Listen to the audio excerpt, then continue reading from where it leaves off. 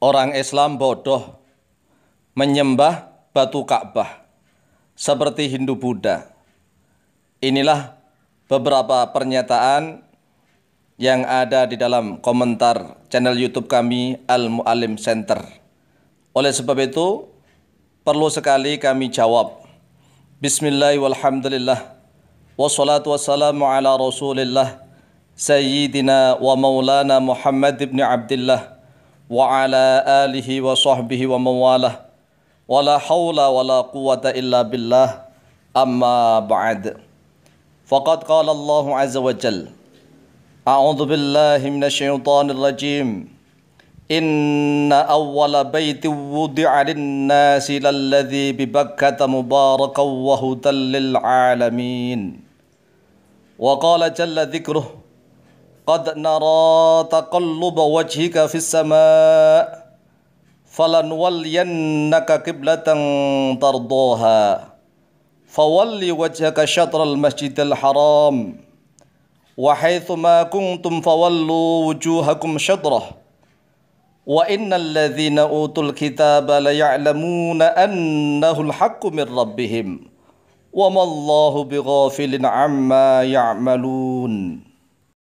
Saudaraku sebangsa dan setanah air, saudaraku sama-sama hamba Allah Subhanahu wa taala, ketahuilah bahwa segala aktivitas yang secara bentuk lahiriahnya seperti sama, sepertinya saja yang sama, namun belum tentu secara batiniahnya atau hakikiyahnya juga sama. Seperti orang yang sholat menyembah Allah Subhanahu wa ta'ala, posisi sholatnya berada di depan dinding batu atau dinding kayu. Maka tidak sama dengan orang yang ruko atau sujud di depan dinding batu atau di depan dinding kayu itu, yang niatnya memang sengaja menyembah dinding tersebut, bukan menyembah kepada Allah Subhanahu wa ta'ala. Apakah sama kedua perbuatan tersebut? Yang satunya sholat menyembah kepada Allah Subhanahu wa ta'ala, tetapi posisinya kebetulan berada di depannya dinding batu atau berada di depan dinding kayu. Kemudian ada lagi satunya yang ruku atau sujud di depan dinding batu tersebut atau di depan dinding kayu tersebut, tetapi niatnya memang benar-benar menyembah dinding itu, bukan menyembah Allah. Ini bentuknya mirip, hampir sama, tetapi itu berbeda, tidak bisa disamakan. Demikian halnya dengan orang-orang Islam yang hanya menyembah kepada Allah Subhanahu wa ta'ala saja, tetapi peraturan arah kiblatnya ditentukan oleh Allah Ta'ala sendiri, yang harus menghadap ke arah satu titik sebagai pusat bumi di seluruh penjuru dunia, yaitu Masjidil Haram di Makkah Al-Mukarramah, yang di dalam Masjidil Haram tersebut ada bangunan Ka'bah sebagai titik atau pusat atau poros bumi dan langit. Menurut keyakinan orang-orang beriman yang berilmu, bahwa titik pusat atau poros bumi itu berada di Ka'bah, bukan berada di kutub utara atau kutub selatan. Titik letak Ka'bah sudah ada sejak zaman Nabi Adam alaihissalam diturunkan dari surga ke bumi. Oleh sebab itulah Nabiullah Adam alaihissalam dan Hawa bertemu dan bermukim di daerah sekitar titik Ka'bah. Karena memang Ka'bah itu sebagai titik tengah atau poros bumi. Kemudian pada zaman Nabi Ibrahim alaihissalam, walaupun beliau pada awalnya berada di Mesopotamia dan Palestina, tetapi beliau diperintah oleh Allah Subhanahu wa ta'ala untuk hijrah membawa salah satu istrinya, yaitu Sayyidah Hajar Al-Qibtiyah, yang bersama Nabi Ismail alaihissalam, yang ketika itu masih bayi, menuju ke lembah Makkah Al-Mukarramah, yang ketika itu sangat gersang tandus, dan sangat sepi sekali. Setelah Sayyidah Hajar Al-Qibtiyah dan Nabi Ismail alaihissalam ditinggal berdua di lembah Makkah tanpa ada air, maka terjadilah mukjizat Allah Subhanahu wa taala yang mengeluarkan air dari hentakan kaki Nabi Ismail alaihissalam yang masih bayi.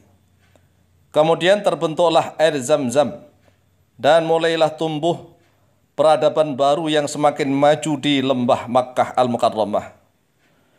Kemudian Nabiullah Ibrahim alaihissalam dan Nabi Ismail alaihissalam diperintah oleh Allah Subhanahu wa taala untuk mendirikan bangunan berbentuk persegi empat atau kubus mengitari titik pusat atau poros bumi tersebut.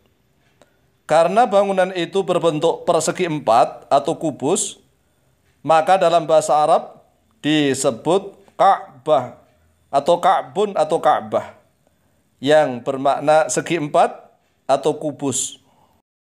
Setelah itu Nabi Ibrahim alaihissalam diperintah untuk menyeru segenap manusia agar menjadikan Ka'bah sebagai titik pusat peribadatan seluruh manusia dalam menyembah Allah Subhanahu wa taala.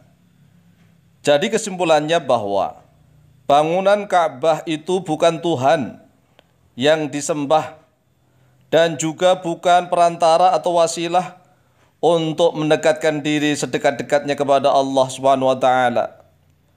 Tetapi bangunan Ka'bah itu hanyalah sebagai kiblat, titik pusat bagi orang-orang beriman dalam menyembah Allah Azza wa Jalla.